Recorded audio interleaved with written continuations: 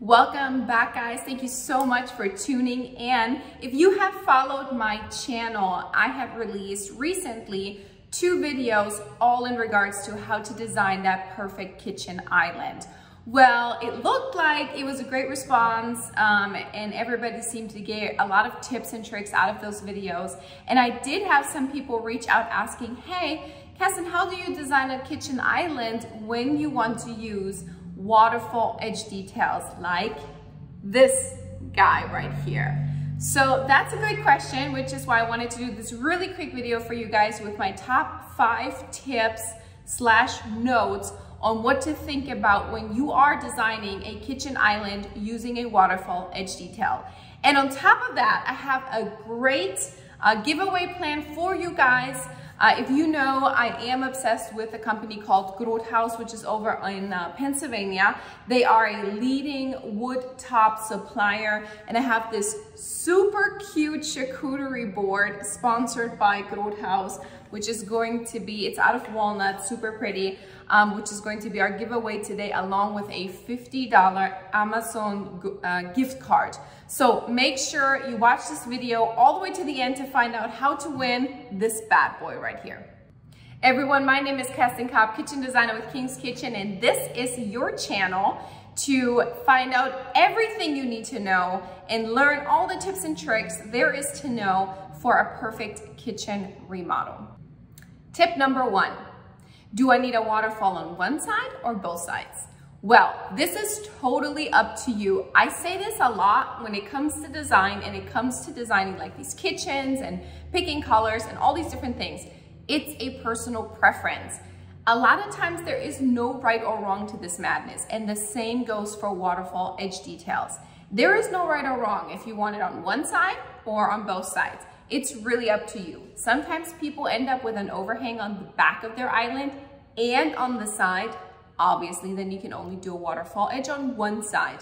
If you are somebody who is super into symmetry and laying out their kitchen and making all their drawers are the same heights and widths and all those things, you might want to think about adding a second waterfall leg, having it wrap around on both sides. Number 2, pricing. I'm not going to lie, adding waterfall edge details is going to cost you a chunk of money, no matter where you're at. That whole waterfall leg coming down on the side, that's all slab material you have to pay for. You also have to pay for getting it cut and getting all the edges on the front and the back that are exposed fabricated. On top of that, there's a pretty tricky miter seam and the very top where it comes together.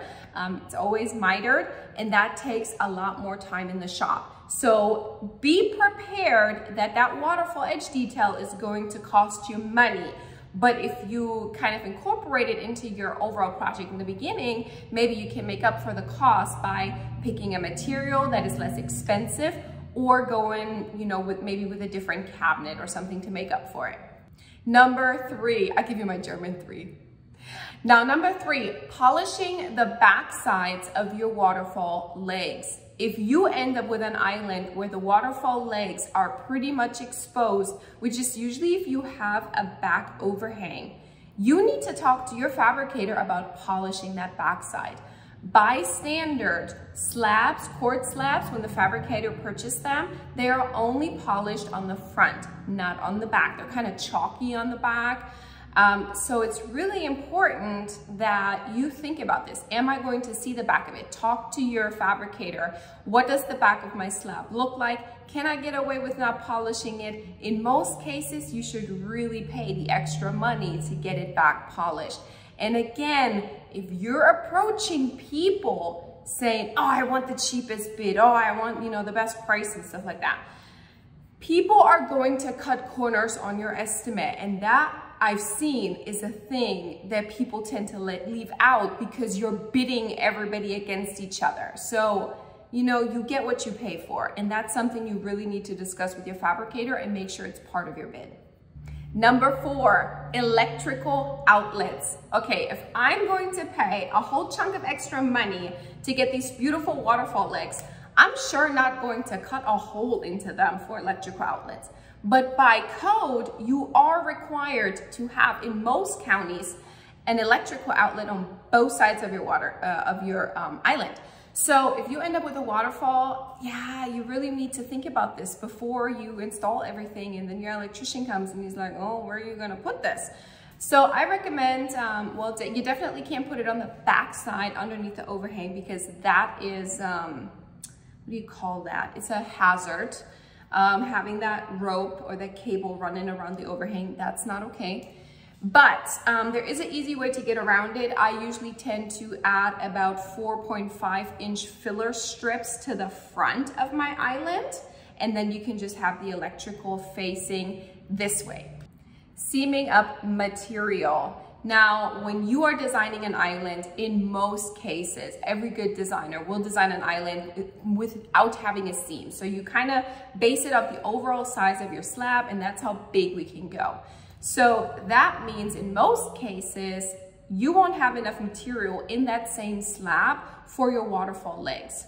Now this means you have to use another slab.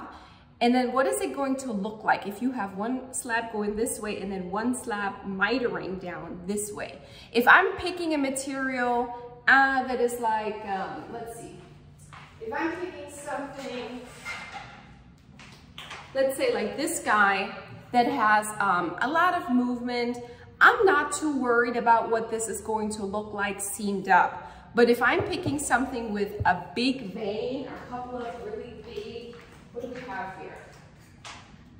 Ooh, let's pick the beautiful Britannica from Cambria, an ultimate classic.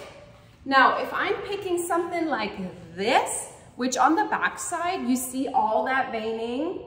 If I'm picking something like this, oh, you bet you need to take your time. You need to sit there with your fabricator. Sometimes you can do it like electronically nowadays, but you need to look at that layout. You need to see what is this going to look like once it seams up.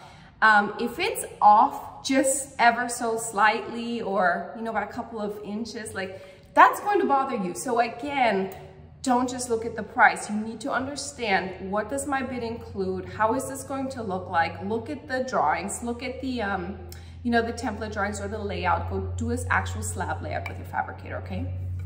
Really important. Okay guys, that was it. My top 5 tips / notes to think about when you are designing a kitchen island using waterfall edge details. Okay, and as promised, I have a giveaway for you guys, this beautiful walnut charcuterie board by Countertops, along with a $50 Amazon gift card. And all you need to do is subscribe to this video, like this video, and comment below the word Countertops. If you don't know how to spell it, I have a couple of links below. Otherwise, thank you guys so much for watching. Oh, and on a side note, you can, well, this video posts on Friday, 8/6, and you can enter our giveaway all the way up until midnight, Friday the 13th, the following Friday, okay? So good luck to you guys. I hope you win. I'm really excited to send this out, and thank you guys so much for watching, and I'll see you next week.